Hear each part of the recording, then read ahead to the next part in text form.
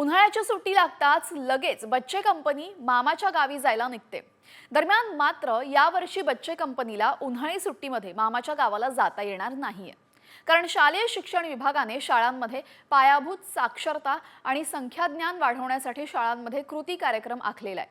5 मार्च ते 30 जून दरम्यान 2री ते 5वीच्या विद्यार्थ्यांसाठी हा कार्यक्रम आहे।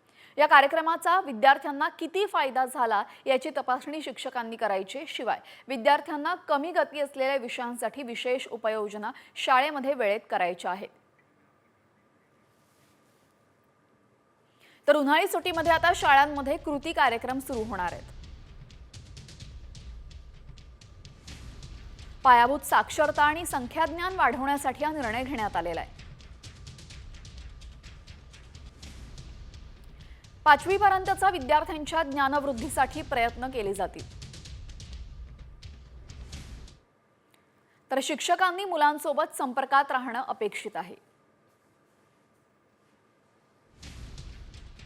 शिक्षकांची उन्हाळी सुट्टी सुद्धा जाणार आहे। तर बच्चे कंपनी आता मामाचं गाव विसरा, कारण की मे महिन्याच्या सुट्टीमध्ये उन्हाळी सुट्टीमध्ये कृती कार्यक्रमाचं आयोजन आता शिक्षण विभागाकडून करण्यात आलेले आहे। त्यामुळे मुलांसह विद्यार्थ्यांसह आता शिक्षकांची सुद्धा उन्हाळी सुट्टी जाणार आहे।